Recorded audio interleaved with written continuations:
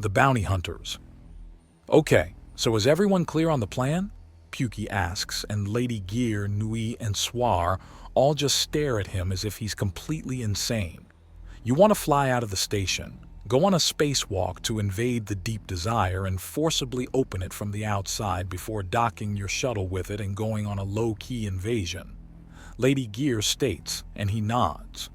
You're going to do this with special Kutha badges that will keep an atmosphere around you and allow you all to move through the vacuum, bypassing most if not all standard station warnings and checkpoints to catch the Floric off guard. Yes, that's the plan. I've ordered more badges if you want to join us. I'm space-worthy. Litha notes, and Lady Gear gives her a frown with her hands on her hips. You boys are crazy, Nui says. Absolutely nuts, Swar adds. Well, if you girls are too scared to come along, we're in it if only to see how far you people go, Nuit says. Not to mention we don't like people screwing with our contracts. Those two excommunicated sisters are dead and forgotten. But if our reputation takes too much of a dip, then we run out of business and our way of life goes away. Swar mentions. The twin-shot assassins had gotten themselves completely up to speed once both were awake and were now effectively interchangeable with the way they acted. When pressed, they admitted it was as much part of the fighting style as anything as you get a bond sister and you basically work at becoming one person in two places. Tang was already trying to work out how to tell them apart and was mostly going by eye color as they had slightly different shades of brown. Sounds like we've got some volunteers. Boss, if we're moving, we want to do it quick. We need to get this plant bitch under control fast. Thankfully, we can go in way more lethal than normal. Floric can survive decapitation, and it's actually part of their reproductive cycle. We can blitz in, rip off her head, and run. We can then interrogate it at our leisure. I never thought I'd see the day where the interrogation follows a decapitation and not the other way around. Floric are just freaky that way, especially if it's young, Onyx notes. It probably is, Airfarce says with a sigh. How do you know? The name, Katniss Evergreen, is very close to the main character of a set of teen novels. My sister would not shut the hell up about them for a long time, and I got into more than one argument about how stupid the book was. Okay, granted, I started more than a few fights about how stupid it was, but it was really stupid, Airfarce remarks calmly. You think she's a fan of human literature? Pukey asks. Possibly. It could be an insane coincidence the galaxy is easily big enough for it. Bike remarks. The hack copied everything off the Dauntless, and it had a gigantic central server that contained an obscene amount of data, a great deal of it entertainment of all kinds to see if it could be offered for trade. The book series could easily have been part of that, so it could be the sign of a fan. Wonderful. Please tell me that it's not some kind of twisted snuff series. Kind of? I didn't pay much attention, but a death match where children are forced to slaughter each other is a central point, I think. I mostly paid attention to the fact that, for some reason, the government in the book was so retarded that it forced massive stretches of a country to specialize.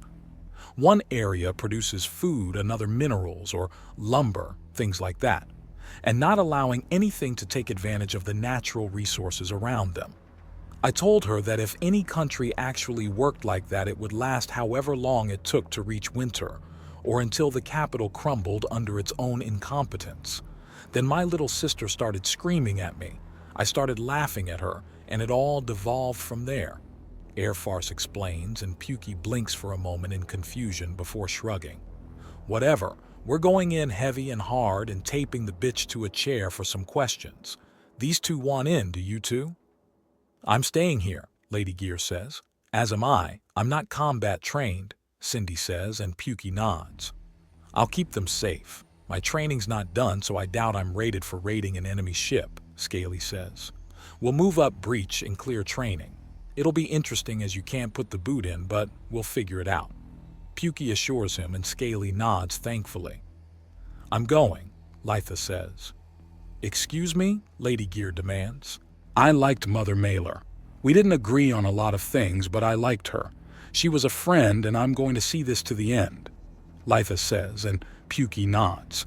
Very well. Between you and Bike, we should be able to turn the ship's computer inside out. Dear, do you have to? You're not a violent girl, and, I mean, if I don't stand up for what I think is right, who will? Litha asks. Someone getting a paycheck for it? Nuit asks, and receives a baleful glare from the size-shifting cybersnake woman. Calm down. Calm down. I'm just saying that popular people tend to be liked, and if someone who's liked has been killed, then there's usually money to be made in killing the killer, or at least some way to grab favors out of it. Enough chatter. It's time to go. Those that are coming, come. Those that are staying, stay. Move out, people. Pukey orders, and in less than a minute, every man, Onyx, the twin shots, and Litha are all in the shuttle and moving out. Litha's compressed herself down to the point she's actually smaller than most of them. All right, everyone have their personal atmosphere? Airfarce asks as they move out. Onyx, Pukey, Tang, and Bike all tap their chainbreaker badges, and Litha just grins as she doesn't need any. Nui and Suar press a button on their stealth suits and they seal tight. We're ready. Sounds good. We're just arriving near the airlock to the outside now.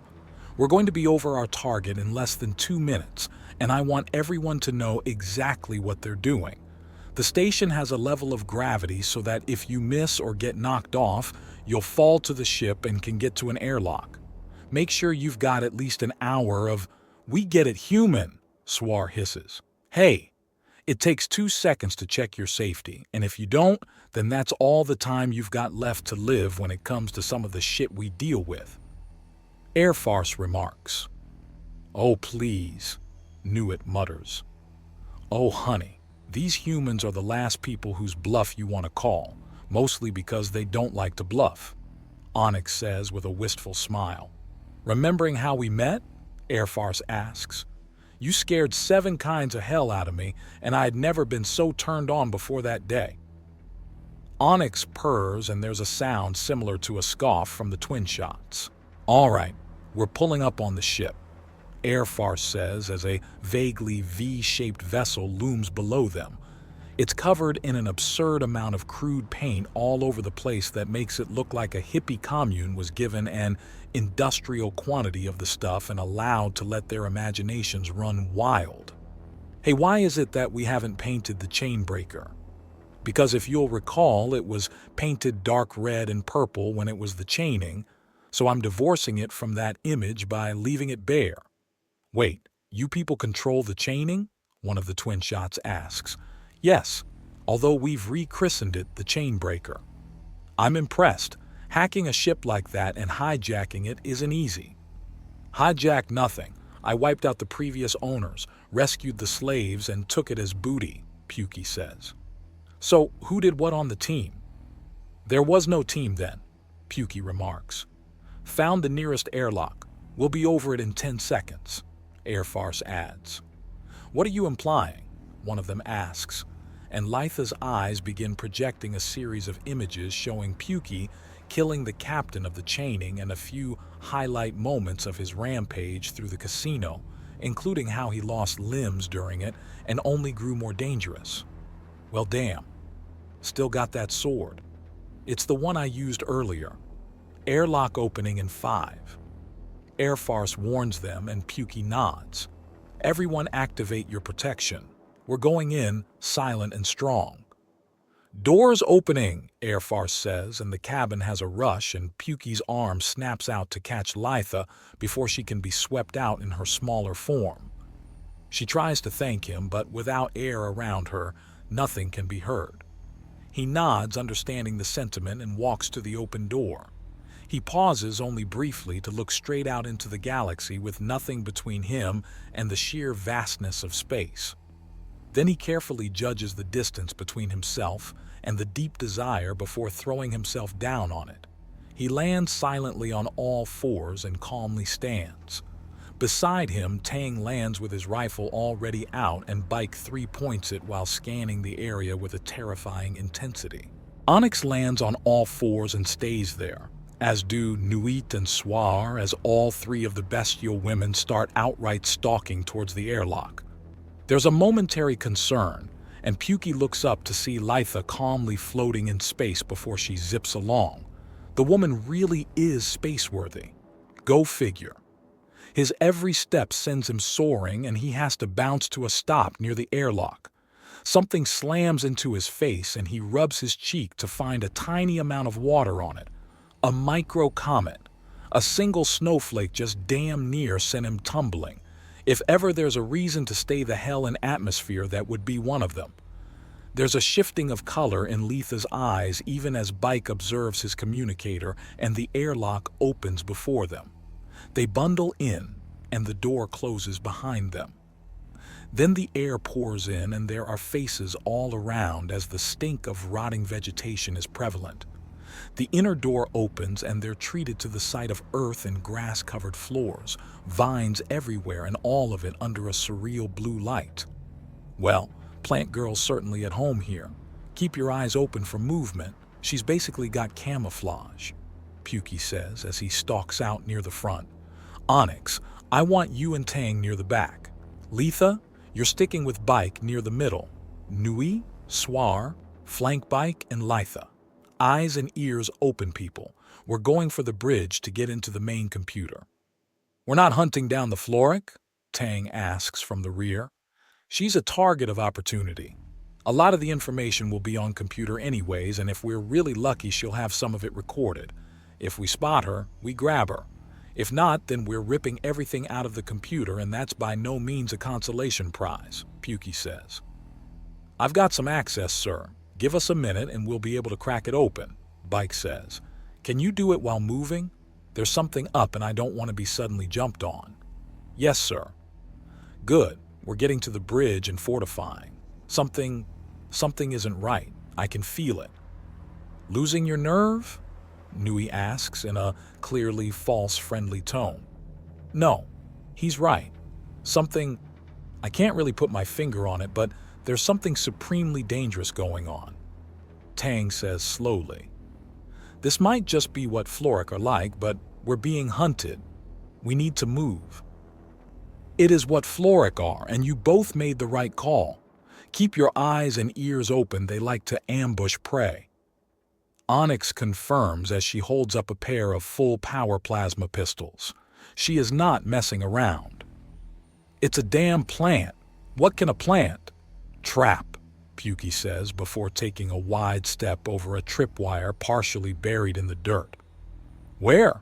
Swar asks, and he points right down to it with his hard light arm. It could just be a divider, more likely just an alarm if it's inside her own ship. Otherwise, she'd have to dodge and dance around. Bike begins before a crashing sound in the distances causes everyone to ready their weapons and point down the way. A bright orange head with a crest of leaves flops around the corner, and it turns to regard them with sunken eyes that look carved in. What? No one moves at the question the creature asks. Food. I thought about getting delivery, but it came. That's great service. With that, she scrambles away and screams something about hunting. Are we taking her alive? Tang asks after a moment. We're taking the head alive at any rate, Pukey answers. We're still going to the bridge, but I want your shots to go for center mass. Do not pop the head. I'll call for surrender, and if she gives it all the better, but I doubt it. Why even try then? One of the twin shots asks. You never know, he remarks with a shrug as he activates his plasma sword. Ha! The Floric suddenly exclaims, and he brings up his hard light arm and catches a particularly slow-moving arrow. It's a stick with a bit of sharp metal literally taped onto it. He just gives the idiot plant woman an unimpressed look. Ha! He catches the second arrow even more easily than the first. Tang kneecaps. 2 bangs later, and the alien girl is screaming on the ground.